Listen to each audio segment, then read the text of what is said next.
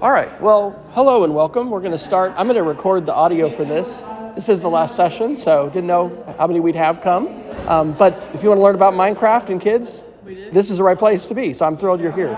So my name is Wes Fryer, and I have the QR code there to get to all my slides and all these resources. I'm a big sharing person. I started off in 4th grade, elementary, and I've taught college stuff. This is my 30th year in education. The first 20 years, public ed, public university.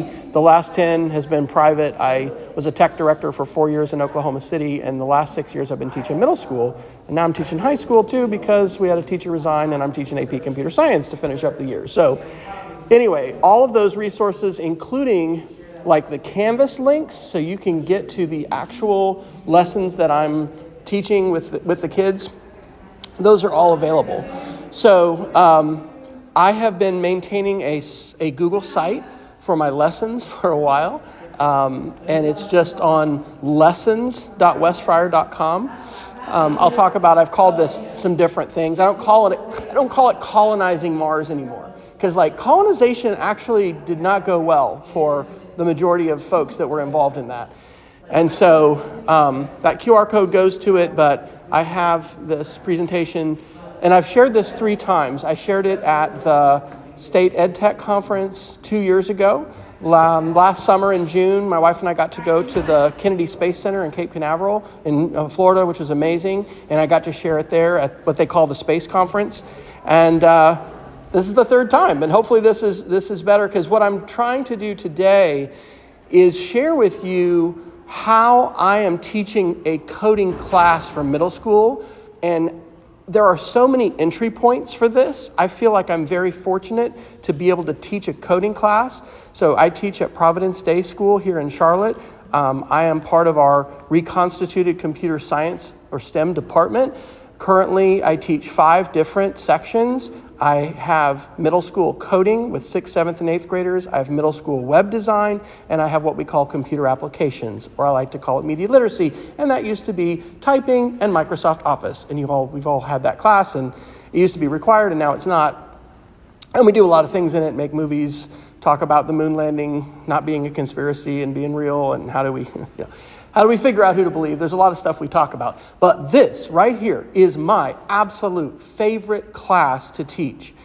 And I've taught in public ed a lot, and I don't know if I'm the only private school educator here. We kind of live in segregated worlds today, which is unfortunate. It's one reason ed camps are so good, because, we can come together and learn. And anyway, this is the outline. I'm going to actually make a case for coding in middle school. You're here at this session, so probably you're feeling positive about it, but I don't know, what your perspective is. And I find there's a lot of, if not fear, hesitation with teachers when it comes to coding. I try to get my kids to know how to animate things so they can walk into your science class or social studies class or English class, and they can tell a story. They can make stuff move on the screen. They can even make a game. So whether you're reading the Diary of Anne Frank or you're studying weather and how the water cycle works or whatever, kids have that skill. So we're going to talk about why coding in middle school is awesome, and I think we really need to provide that opportunity for students, even if it's giving them the option of making a project in Minecraft for whatever unit or project or lesson that we're focused on. I'm going to talk about Scratch as a foundation, because I've been using Scratch from MIT, which is totally free, cross-platform for 17 or 18 years, maybe my 18th year. It says on there when you signed up. I think I signed up 18 years ago. And I love setting a foundation for my kids with coding using Scratch. But then, the main reason we came here, what is this thing about Minecraft and Mars and building an outpost on Mars? How can that be? The link, yeah. If you might even be able to Google coding Mars, but if you go to lessons.wesfryer.com. I got that one. Yep. Oh, okay, yeah. And so then when you're on the Minecraft Mars page, you're just going to scroll down, and this is it. There's the slideshow. So this is yep, absolutely. And please interrupt. This is the current version. There's the space version, and then somewhere later I have another version. But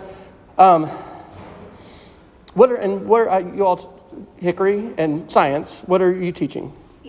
ELA. Okay, fantastic. Well, one of the great things about it is coding is a skill like writing, and it's something that can be used across all content areas. So I shared a little introduction. This is our family, August 2021.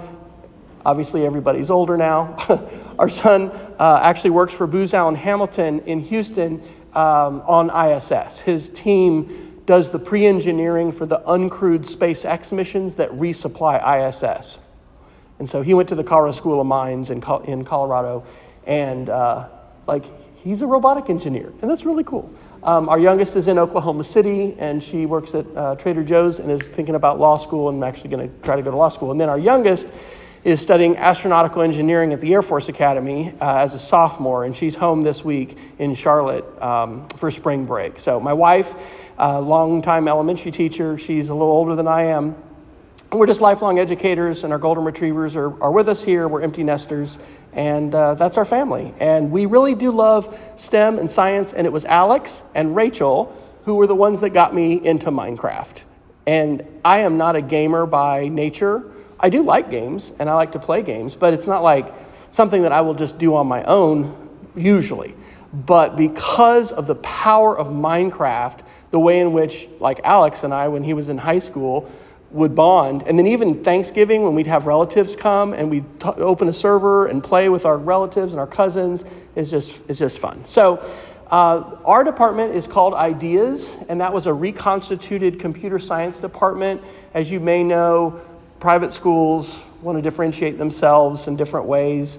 And like I said, my first 20 years in education was all in public ed and higher ed, but these last 10 have been in private school. And so if you think about maker education, you think about STEM, engineering, design, coding, media, that's what we do. It stands for Innovation, Design, Entrepreneurship, Analytics, and Sustainability, but it's called Ideas.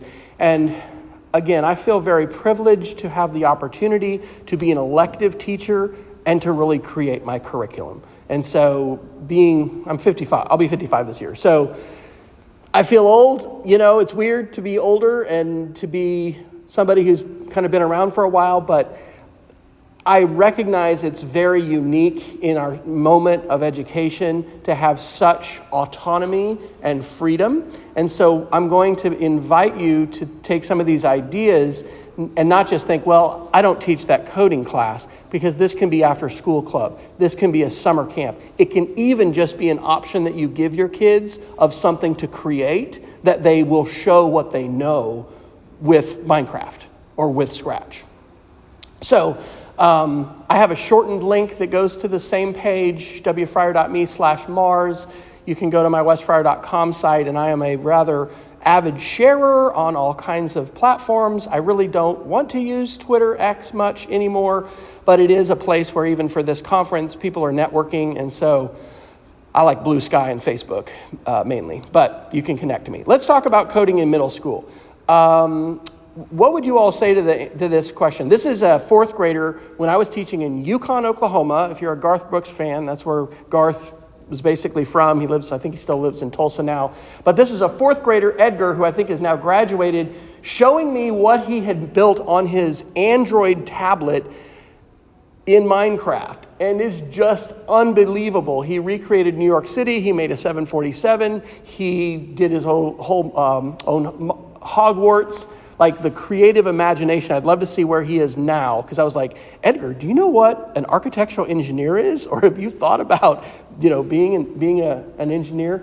Why do you all think computer programming specifically is good for us to even do in middle school? Because sometimes people will think about that for high school or even for college. Does anybody have a thought about that? Because they're already interested.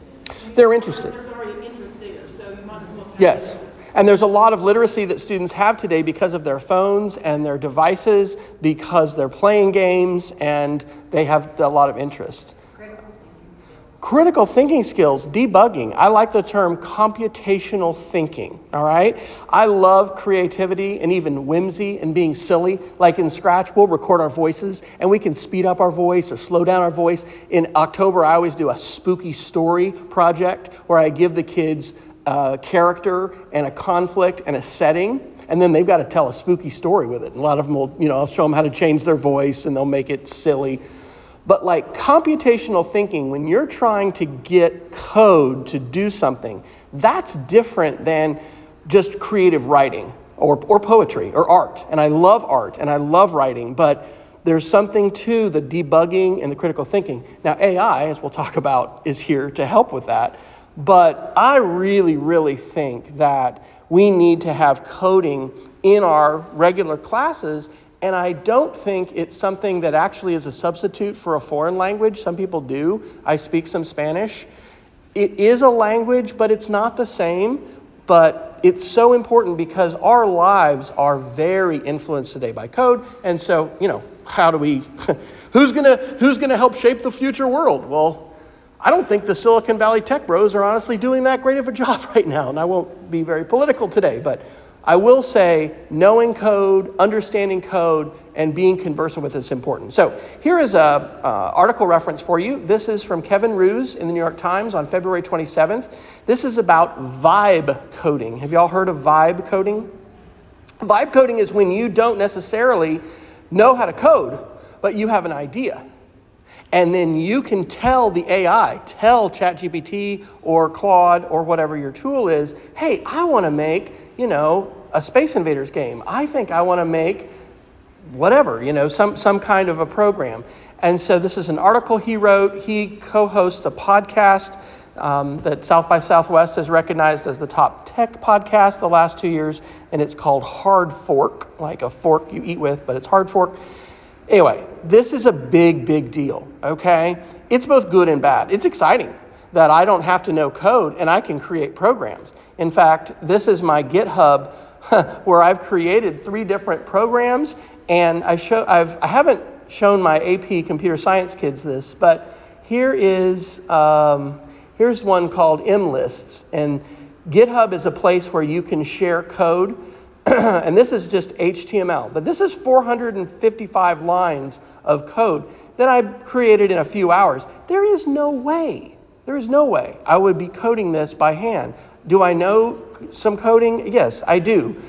But just as this can be used for positive things, and that was our daughter she's wanting to stop Twitter, this is our 21-year-old, and use something called Mastodon, which is an alternative to Twitter, kind of like Blue Sky. But she wanted to know who I follow for news, and I wanted a way of sharing that. So I created a program that let me share that with her. This can be used for good, it can be used for evil, it can be used for bad. I think of coding as a superpower. Do you want your kids to have superpowers? Ooh, well, what will they do with their superpowers, right? Because we always have evil villains as well as folks that are doing great things. The curriculum for my computer programming class is available on my website. We have to basically toot our own horn and market our classes to our students. In fact, tomorrow we're going to find out at our department meeting who signed up to take what classes. If kids don't sign up for our classes, then we don't get to offer those classes. So I made short little videos about the classes. This is an animation that a couple semesters ago, some of my students, this was for fun. There's a clone tool which lets you clone a sprite. This is a Minecraft world that's inside Minecraft.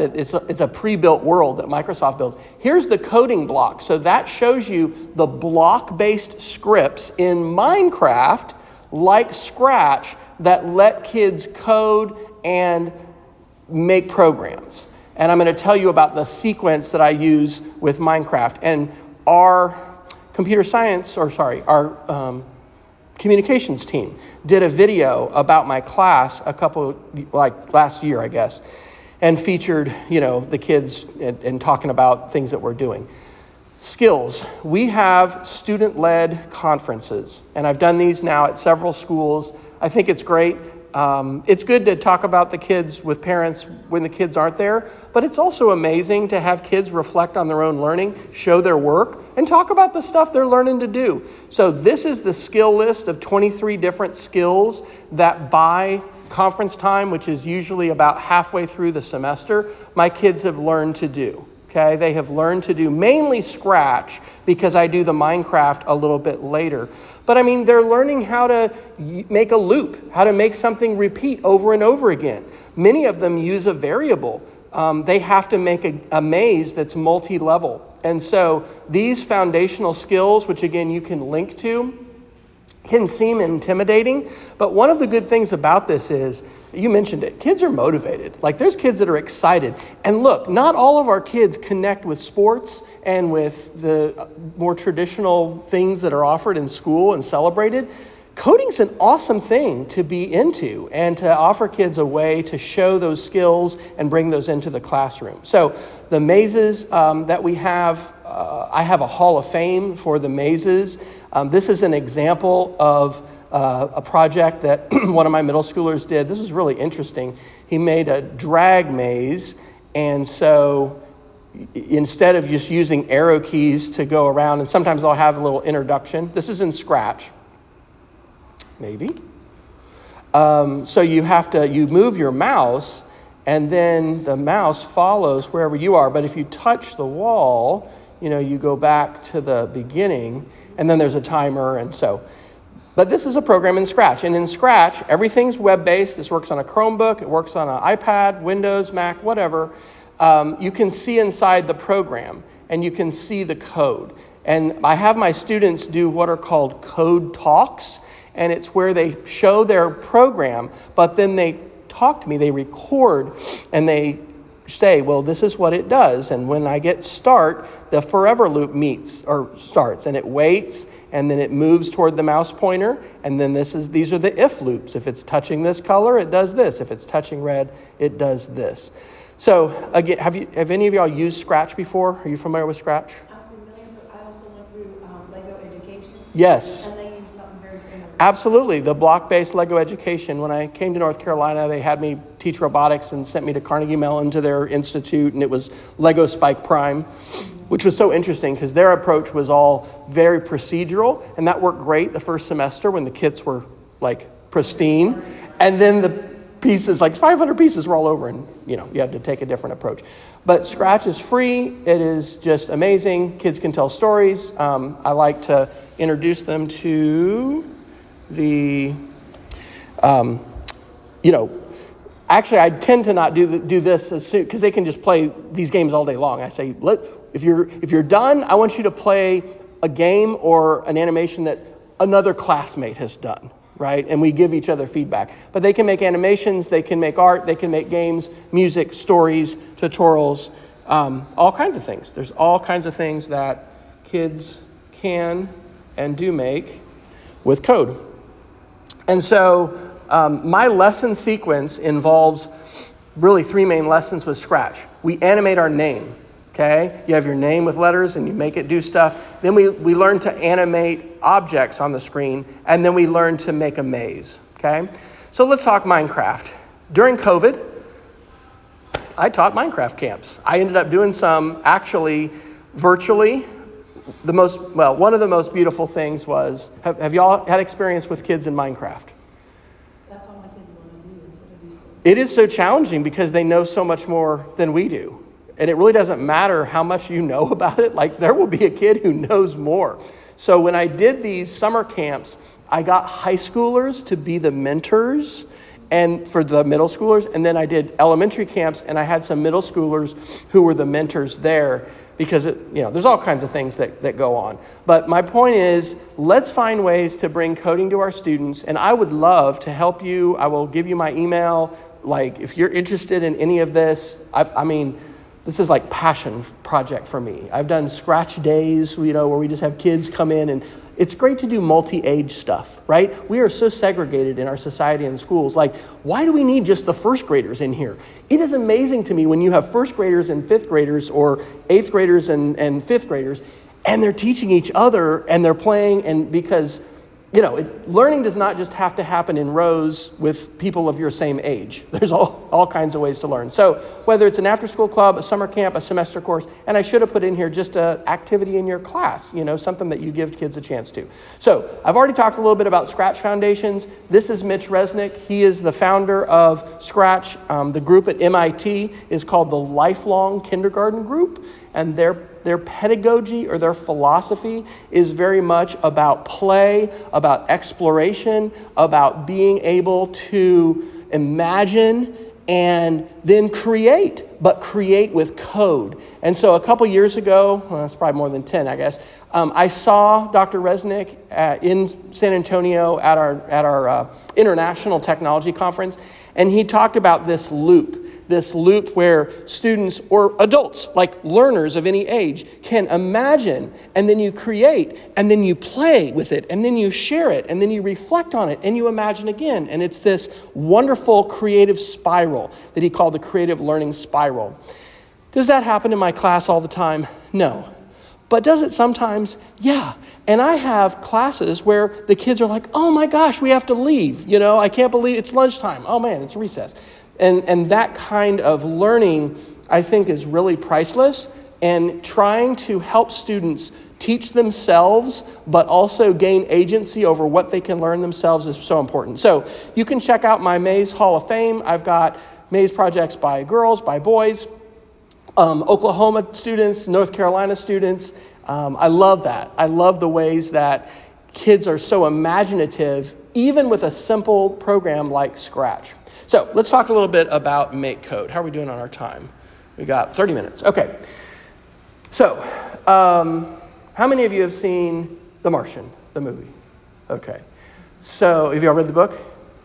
It's a great book. And Andy Weir, who's the author, I think he has 3 books now. My wife is a big Star Trek fan and sci-fi fan. In fact, have y'all heard of the Lady Astronaut series? Are y'all into sci-fi at all? Okay, so there's she's in Raleigh. She's a North Carolina author that's written this. It's a fiction book, but it's about the 1950s, but a meteor comes and hits Washington, D.C., and it's a dinosaur-level meteor. And so the United States and the countries of the world have to go off planet. We have to accelerate our plans to go to Mars. Well, this project is kind of a merge a little bit of the whole idea of the Martian and going to Mars, but then bringing it together with Minecraft. And so this is kind of a long summary of it, but basically, computational thinking. I want my kids to develop their skills of critical thinking, figuring stuff out, but I'm also a huge space geek. Have y'all watched what's been happening with the moon and the landers just in the last couple weeks? Because Intuitive Machines had their second attempt at landing on the South Pole and they didn't do it. They've landed crooked and failed. And then there's this other company out of Texas called Firefly Aerospace, and they did, and they just sent the footage from the moon, and there's a lot going on in the news. And so if you're not tuned in to space, you may not be aware of that, but it's really, there's a lot of things we could spend our money on, and I'm not going to talk about Elon and SpaceX really in this session, and I have a lot of feelings and ideas about that, but I am very energized by exploration and also by the hope that our kids and the explorers of this next generation will do better than the colonists did when they sailed from Europe to the New World. And Antarctica has been a shared space, and I think, just because you land on the South Pole of the moon, does that mean you should be able to take all the water that's there and do whatever you want with it? I think we need to be good stewards of the world. And I love how astronauts, cosmonauts, humans who go into space experience this thing called the overview effect, which is when they're so awed by seeing the Earth that, they get it's sort of like a moment where they really think about what it means to take care of this planet. And so, I hope that kids that are learning with me don't just don't just get a grade and finish school. I'd love for this to be transformative. I'd love for them to, consider coding or consider a career in STEM and how they would love science and engineering. And these things can open up for them. So I do not call this colonizing Mars anymore. The first couple times I presented this, I did. and that's just sort of my own recognition that words matter. And when we talk about colonizing, I mean, we're talking about taking over Greenland and Panama now, and like, I really think that we need to think about what we've done in the past, learn from history, and hopefully do better. And international cooperation remains important on the International Space Station. We're still collaborating with Russia, despite everything else that's going on. Our astronauts on ISS are still collaborating. And so I have taken to calling this coding Mars, and talking about making an outpost on Mars. By the way, any ideas where that picture came from? We just had a session in here about AI. It was ChatGPT, right? It was a visualization of this idea of Minecraft and building in space. And I need to do that a little more regularly because it is amazing the things that AI can help us do. So have y'all ever heard of this company, Icon, based out of Austin, Texas, that 3D prints houses? There was a 60 Minutes episode about a year or so ago about this. This fellow was actually going to be a Episcopal priest, but then he learned about 3D printing and this way in which you can make houses, print at least the skeleton and the outline of the houses, that are cheaper, produces less waste, is stronger, more resilient to storms, like all this stuff. And so like the Bishop of Texas told him, why don't you see if this company thing works out? Because that'd be some real good work for you. We'll always be here if you want to come back and become a bishop. And so he's doing this full time. I think this was a video released at South by Southwest a year or so ago. They're using iPads to make sure that the amount of material being extruded, is correct. But I'm like, when's this going to be franchised and come to Charlotte? Should I be doing that? Here's a little video of some screencasts that my kids create. This is something for you to think about if you have students using Scratch or using Minecraft. MakeCode is the code that's inside Minecraft education. If your kids are just using commercial Minecraft, it's either Bedrock or Java Edition, and it does not have the same coding scripts that you have in education. Now, y'all have some licenses. Do you have any Minecraft education? Is it in use at your school? So it's one of the things I'm going to mention. It costs $5 a kid, and you do have to work with your tech department. But this little guy in the up at the top is the agent, and that's the robot. And so the student has coded this agent to make a circular landing pad for a rocket to come land on. And then the agent is building a fence that goes around it. Now over there's a student in the same world that's just building by hand.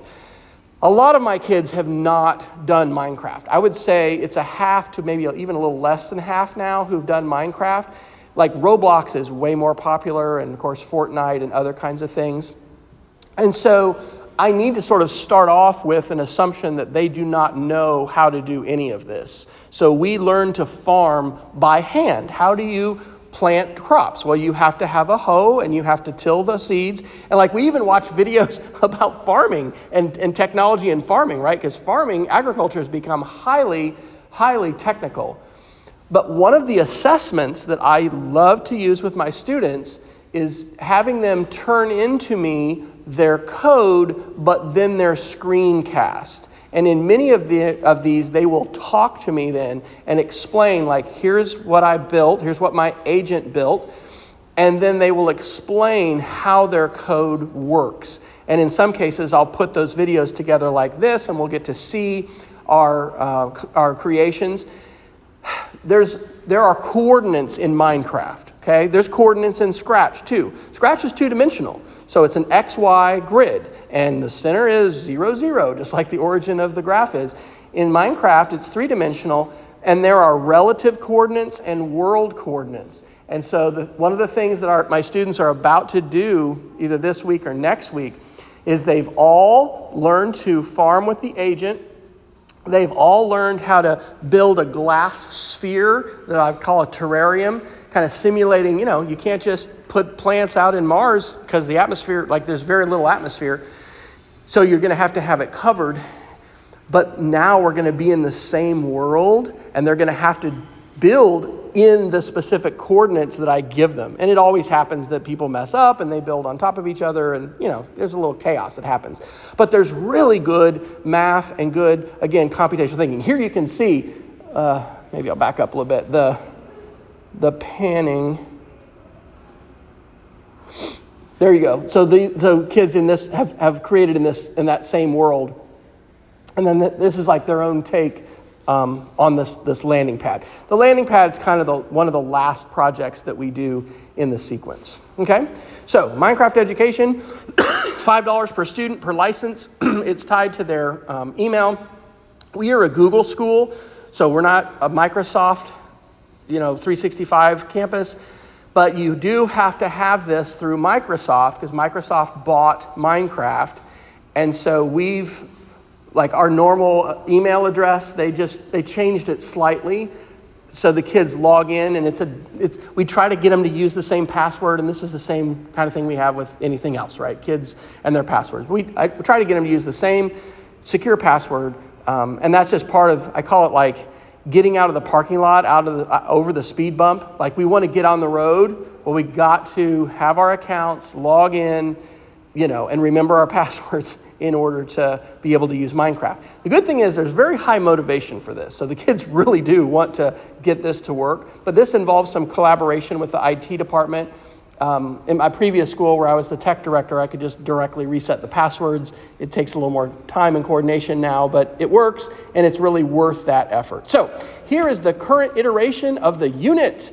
And because I had to pick up 2 sections of AP Computer Science a month ago, I gave one of my sections of middle school coding to a colleague, and I'm still teaching one. And we're doing this together. We are now currently on let's see. That's interesting. I guess we kind of moved habitat construction up a little bit because the bot farm is a robot farm. And so students had to use code to make a 9x9 farm, and then they needed to put that inside a dome, a glass dome. So we're about to start the mining unit.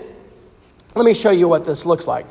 First of all, tutorials. And you can just go to this on your computer or device. It will not let you run it in Minecraft in a web browser, but you can simply go to the website minecraft.makecode.com. And then these are all the tutorials. So in the same way that Scratch, and this is something that I now teach all my kids, when you're in Scratch and you just click create, at the top of every page, there's a light bulb that says tutorials. Wow, look at this. Here's all these tutorials that you can learn of how to add a sprite, add a backdrop, animate a sprite, use the arrow keys. You don't have to teach all of this as a teacher. I think it is very good for us to play with these tools and to have some conversant working knowledge, but getting the kids to understand that they don't need to sit there and wait. Dr. Fryer, what do I do? I mean, yes, ask me questions, ask your neighbor questions, but there are so many good resources to learn. And so that's what we do to start with. I ask all of my students to start with flower trail, and that's just some blocks that when you walk around, you plant flowers and they follow you wherever you go. So I have them start with that, and then they go to these agent tutorials. They learn to move their agent, which is a robot. They learn to build, they learn to farm, they make a fence, and they make a wall, and they can do more of these. And so here is a big difference between Scratch and Microsoft MakeCode. I have 6th graders and 6th grade boys in my class, and I have 8th grade girls in my class too, okay? There is a huge difference developmentally and just also in terms of experience. Now, sometimes, the 6th grade boy or girl might have more experience than the 8th grader just because they've done stuff in the summer or on their own or whatever. But you have these choices: blocks, Python, and JavaScript. I have an 8th grade boy right now doing all of his Minecraft coding in JavaScript. In fact, I have a 6th grade boy doing it too. But most of my kids will do blocks. And so it shows you what to do. It limits how many blocks you have, and it says change the on-chat command from run to farm. And so they just go and they do that thing, and then they go to the next step. And again, this is all Okay, this is the arrow here. So here's step. Okay, grab out the agent teleport to player. So you go to agent and you drag out the block. This is like Lego bricks and you snap them together. I have not had to log in for this. This is free. This is also inside Minecraft, but tutorials are really important. It's an important skill for them to learn how to, because not every kid is like wired that way.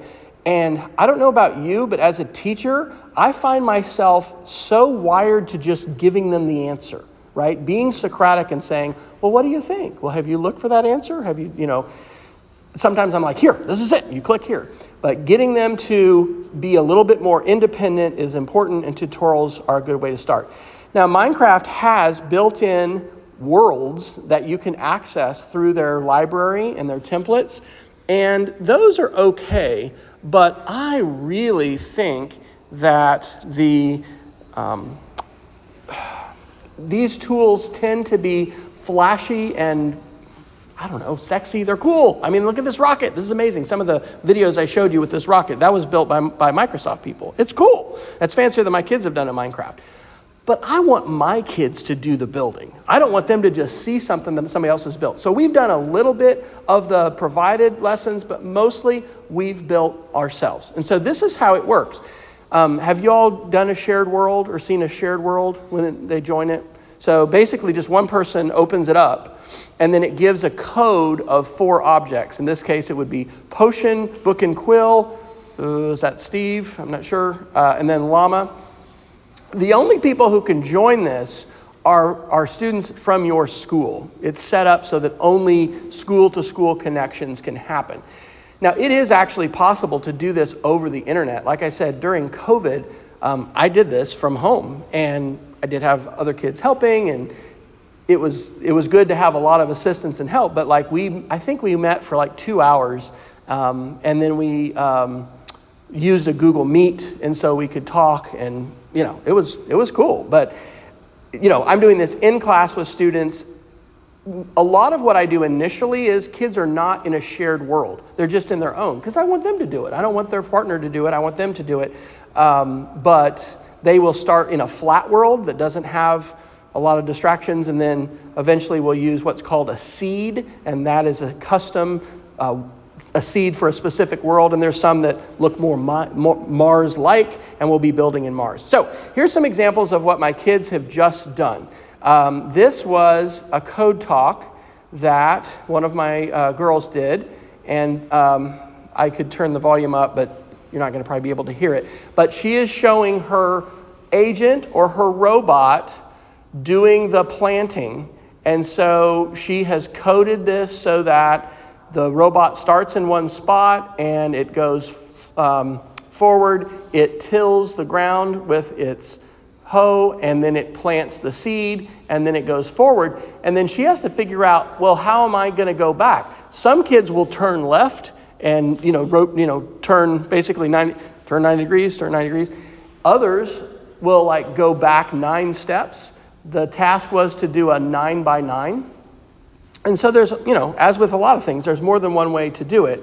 And so she's showing that, and then here in the last part, she's talking about her code. So when she runs the script called farm, what does the agent do? It moves, and then this is a loop. It repeats this 9 times. It destroys, it tills, it places the seeds, and this just builds upon what the students have done in their tutorial. So students for this assignment turned in 2 things to me. They turned in their screencast, and then they turned in their code. And again, this is in the Chrome web browser. This doesn't require that I be in Minecraft, and many times we will do a show and share, and kids will show what they've created and built, and it's really nice to not even have to be in Minecraft to be able to see some of that code. So this slide has some of my sample lessons, and this was actually from last spring. This one is the Mars Landing and Habitat Screencast. Do you all use Google Classroom or Canvas, or what do you all use? Both? Oh, really? Okay. We transitioned fully to Canvas last year, I guess. And We're ready to go to Infinite Campus now. Infinite Campus. Okay. Well, I can't do another LMS. I'll get Yes, it is challenging, and thankfully this one synchronizes to our gradebook because our other one didn't, and I mean, Google Classroom was good, but yeah, so. Now Google Classroom does. Well, okay. It probably depends, but it may depend on what you have, and you know. That's right. Well, anyway, here's a link. So you can go to this and access this, and this module, because of how I shared this, here it is. These are all the lessons, okay? And so we start off with just talking about farming. Here's my expectations and rules. This is important. Be kind. Ask if you don't know something. I ban all player versus player attacks. We don't play bed wars. There's no attacking. When I was in Yukon... Yeah, no griefing. There's no TNT ever. If I see TNT in your inventory or using it, you're probably going to be done for the day. You're just going to have to log out and do something else.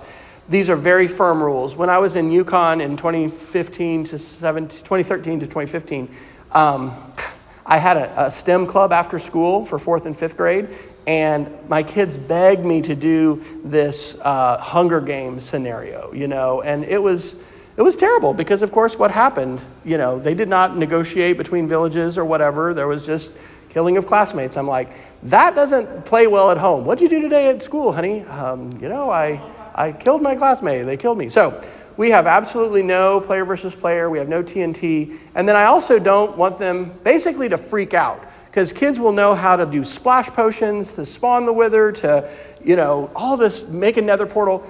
And like that is a challenge with middle school and even younger too. They've played in this environment. We're using this for learning. And so even though they can do a lot of things, they need to stay in control and focus and try and you know, focus on what we're asking them to do. So talk about passwords. This is one that we did better this year. It's called Pseudocode. Have you all heard of Pseudocode before? It's basically writing it in plain language, okay? So before you script, you write it out and just think about it. And we don't have time to do this, but one of the favorite activities that I've done with kids in multiple ages is basically like I pretend like I'm the robot and I ask you, okay, give me simple commands. I'm going to be blindfolded. I want you to get me from here, you know, to the back of the room facing this direction. Go. What do you do? And, you know, somebody will just usually say turn, you know, so I'll just start turning around, you know. They didn't say 45 degrees. They didn't say 90. But that idea of scaffolding and building up to the point where we can have code, it's a little bit like writing and pre-writing, right? For ELA, we're gonna write an outline probably. We're going to make a plan of what our essay is going to have. And so similarly, we can do that with pseudocode as well. So all of that is there, and I welcome you to utilize that. I don't know. I kind of think this would be a good book to have. I'm a very sharing person, and if anybody's doing Minecraft, I think this is a really outstanding lesson sequence that you could do that can be highly engaging for students. I already shared a few of these. These are just different animations that my kids did. I figured out how to do our maze tournament in a lot less time this semester. Before, we've had a double bracket, a double elimination, maze tournament with all of the kids, and it took like a week and a half or 2 weeks to get done. Now I just have the brackets up, kids play each other and report on their winner, and then we have like semifinals and finals for everybody to watch. So I have more time in the semester. So I'm hoping to actually do an animal project where in Scratch, it'll be a pixel art program where they're going to design an animal, maybe a remixed animal, but they're just going to draw it and then they're going to make it in 2 dimensions. But then we're going to go into Minecraft and they're going to have to build it in 3 dimensions. And one of the things that's so cool about that is when kids will build a sprite in Scratch, we can have a library of those things. When they make code in Minecraft, we can save that code. And so then they'll be able to like build on each other's creativity. So anyway, those were some animation projects we did a couple years ago. This was a little video of some experiments we did with what we called the terrarium or the greenhouse. A lot of the kids initially were sort of they look like hamster balls in the sky. This is a script that makes a sphere, and they can choose the location for where it is. It can be hollow, it can be an outline, but again, they're learning about coordinates and relative location as well as global, or what are called world coordinates. And so these were just some initial experiments that they did, but they're working with the radius.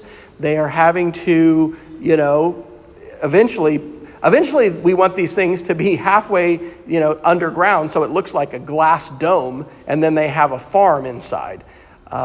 But this is one of the things with coding, and I think it's just true of design too. We iterate, right? We don't get it perfect the first time. Okay, so your dome is looking like a hamster ball on top of the ground. Well, all right, how do we change that? Where does your center point need to go? Is this radius? Can you get a 9x9 farm in there? How big does your radius need to be?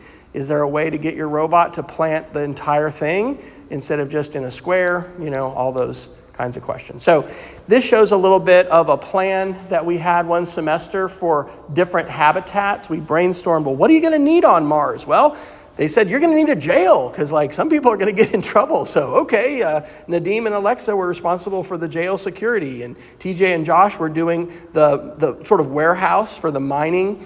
The other students were doing an energy, and water buildings. And so how long could this take? We could take a long, long time to do this. In fact, with video projects or media projects, I love the saying, it's never done, it's just due, because you could just keep on going with this forever.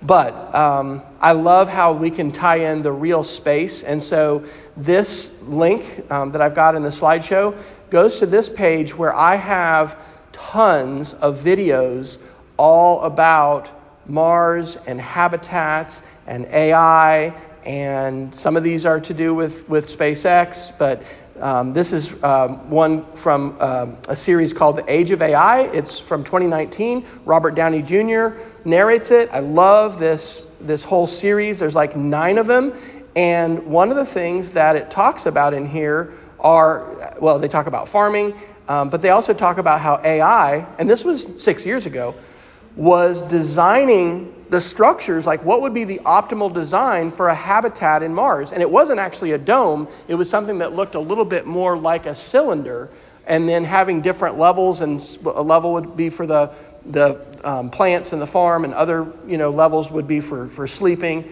But I just love this. And so a lot of times I'll introduce a lesson by sharing what I call a wonder link with the kids. And I literally have to time myself, because like a lot of teachers, I can talk too much. And so, I'll try to do this 10 minutes or something, because they want to code. But it's really cool to make these kind of connections. So that is the end of my slides. We have a couple minutes. What questions would you all like to ask, or thoughts do you all have about any of this, about the Scratch part, about the Minecraft part? I think for me, it's just going to have to be playing around with it first. Yes. To get used to it. Yes. But for some, I don't know what my students are getting on, that they are able to play Minecraft, because I know Minecraft itself, Yes. I believe it's supposed to be about prior history, but it's not. There are web pages now that have versions of Minecraft that kids can just get on and do. Yeah. And I think So, having to sit there and close. yeah, So it's right. Yeah, and I teach primarily in our esports lab. And so one of the things actually that this was a big deal for me teaching. I've been in situations where I had software that I could run and lock everybody's screen. We don't do that at our school. And so this is really a simple thing. But this is what I have. Originally I said, everybody has to get this slideshow up, and you've got to have it up, okay? We're not starting the lesson until everybody's got this up. And I'm not like this with my high school kids, but I am with my middle schoolers. And then my wife is like, that's a little, it's red. That's a little strong. And so now it's time for watching and listening. But the point is, there is some focus time, and it's not negotiable. You have to, and I'll actually come now and just sort of quietly unplug. We're in a computer lab, and I'll unplug their monitor. But I mean, if they were laptops or, whatever, just, turn that down, close that. I mean, it is challenging to have screens in front of kids. 100%. And so that's just a classroom management thing. But I do agree that playing with it is important, and also enlisting the help of kids who know these things. I've been fortunate to at times have my own children where they could teach me stuff, but I mean, I've got really eager beaver kids that know a lot about this, and so having them explore some things or sometimes teach some things, that's a great idea. What other thoughts or questions do you have? Or what do you think your next steps might be?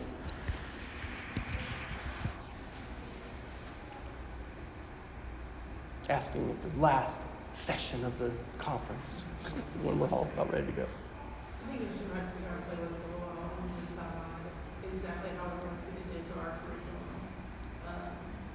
Because Minecraft EDU already has like stuff you can try, you can give it a try with your kids, see how they do with it, see what the involvement's like. I love this idea because we teach ecosystems, so and kids are interested in space, and there is no space really in the 8th grade science curriculum in North Carolina. So it would be a great opportunity to try to tie in another one of their interests other than Minecraft. Yeah. To think about. And I love the idea of splitting it up into one big project. The whole class does one big project, and you're doing this piece, and you're working on this piece. Yes. You're working on that piece. I love that. And even with ecosystems, like here, we're going to need a jungle ecosystem, because we're going to need jungle fruits and vegetables and stuff. So, they could learn about that. And then how might you replicate that in a terrarium, on another planet? One of the things, it's sort of like Starbucks, can be really intimidating. Like, how many drinks can you order? Like, it's just crazy, right? All of the choices. Minecraft and Scratch and some of these programs can be a little the same way, where there's so many choices that you can be frozen with the possibilities. And so I really have enjoyed this space theme as a focus and a way to say, okay, let's go through these steps. And this is where it is kind of multidisciplinary, like with farming. I mean, our kids, most of them don't have a lot of knowledge about farming. Like they haven't like even maybe been to a farm or know how farming works. Maybe through Minecraft they know about acacia trees and they have some vocabulary. But there are really, really good connections to make. And I love drawing those out, and then also sometimes using those videos to kind of say, well, look at these possibilities and look at where this can go. Because, yeah, we're just building this in Minecraft now, but this is real stuff that NASA and over 100 companies now in the space industry are working on doing. And we've always learned from space. I mean, where did Velcro come from? Where did a lot of things, come from? It was from space. And even just like recycling water, and the kids kind of gross about it. Where do we get water on ISS? Well, it's recyclable. It's all recycled, Water treatment and management. Yep. And there's a Matt Damon special I saw on Netflix that was all about a Norwegian country. It was either like Sweden or Norway, I think, where they were building houses that were like ISS. They were recycling 99% of their liquid, and thinking about sustainability, how are we going to take care of our planet? How are we going to be stewards of what we have? Whatever resources that we have, how are we going to be able to do that? So, well, that's it. And I want to encourage you to reach out to me. Seriously, if you want, I'll be glad to give you my email. I love Scratch. I love coding. I feel like it's one of these things that kids are excited about and probably don't have enough opportunities to do. And even if it's you opening the door to a project that they do, there's just a whole lot that can be done with coding. And even if you don't have Minecraft, you can do Scratch. But they're both wonderful to pair. So thank you all so much. Yeah, sure.